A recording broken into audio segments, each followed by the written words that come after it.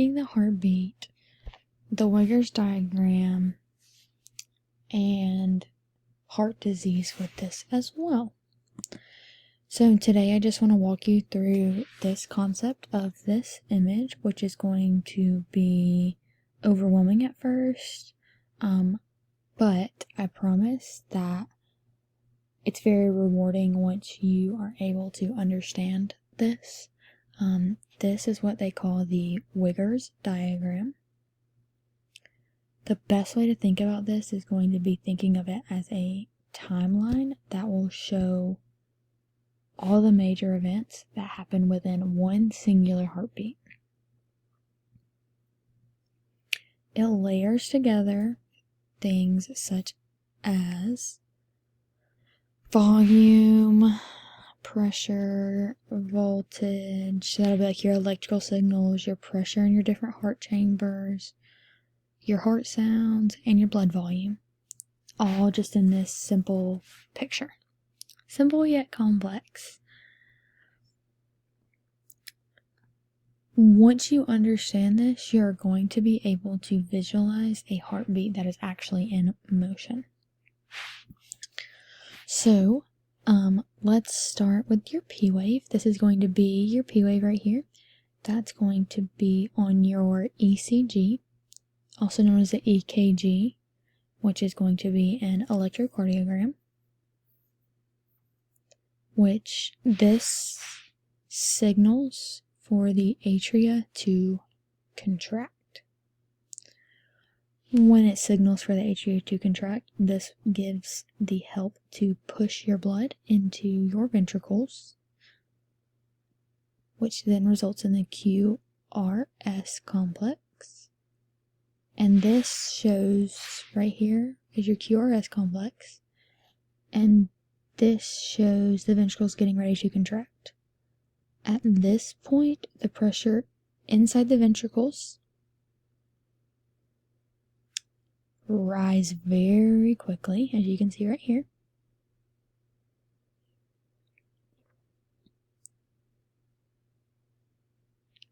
When that pressure becomes greater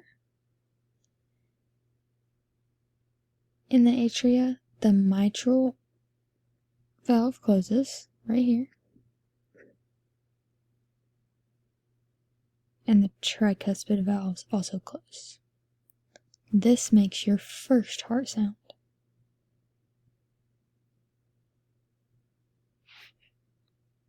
As the ventricles keep building up pressure, eventually it exceeds the pressure in the aorta,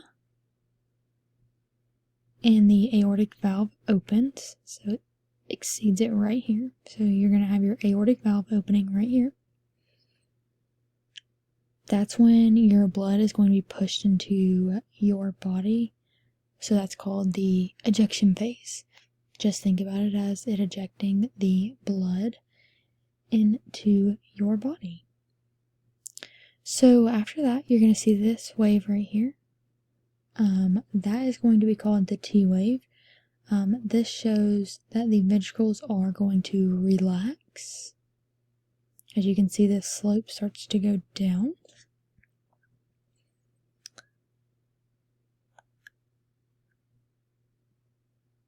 When they relax, your pressure drops again.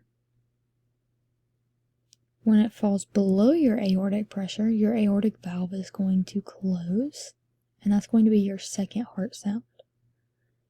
And the ventricles begin to fill with blood again.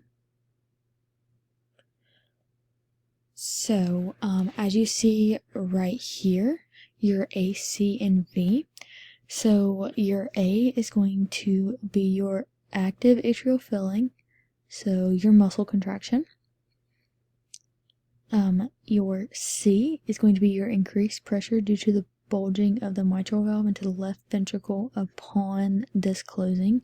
As you remember, this spot right here is where your mitral valve will close. And then your V is where you're going to have your passive atrial filling. So, now that we understand what the normal cycle is, let's talk about what happens when you have a disease that enters the picture, especially atherosclerosis. This is when the arteries will become narrowed or blocked due to a buildup of plaque, as seen right here. It's very rigid, and you can see how teeny tiny this space is that is left between. So it's made it very narrow in there. It's made of inflammatory cells that accumulate over time, cholesterol, and fat. It usually starts when the inner lining of the artery gets damaged. That can happen due to high blood pressure, high blood sugar, or smoking. Once it is damaged, cholesterol particles, especially your LDL, will sneak in and they get stuck in there, which will trigger you to have an immune response. So your white blood cells will eat the cholesterol, and that's what you want to call foam cells. So it's going to create like fatty streaks. And these eventually will turn into this hard plaque right here that you see. So let's connect this picture to your Wigger's diagram. So if your arteries are stiff or narrow, like they are right here, showing you right here in this picture, the heart is going to have to work harder to pump blood through there. So this is going to be known as an increase in your afterload. Basically, the heart is just simply pushing against a higher resistance. On the diagram, this shows up as a taller pressure curve during the contraction phase, and over time that extra work causes the heart muscle, especially in your left ventricle. So that's going to be your green line right here. So especially in your left ventricle during the contraction phase, and over time that extra work causes the heart muscle to get thicker, which might sound like a good thing. If you think about muscle and you think about gaining muscle, you think it's a good thing to have a thicker muscle. However, in this situation, it actually makes the heart less efficient. So what is concerning is during diastole, when your heart's relaxing, blood is supposed to flow into your coronary arteries to supply the heart muscle itself. But if they are blocked or narrow due to plaque, the heart will not get enough oxygen. That's when people are going to have angina, which is also known as chest pain, and in severe cases they could have a myocardial infarction, which is also known as a heart attack. So basically, to sum up your Wigger's diagram, it is just like a roadmap of your heart.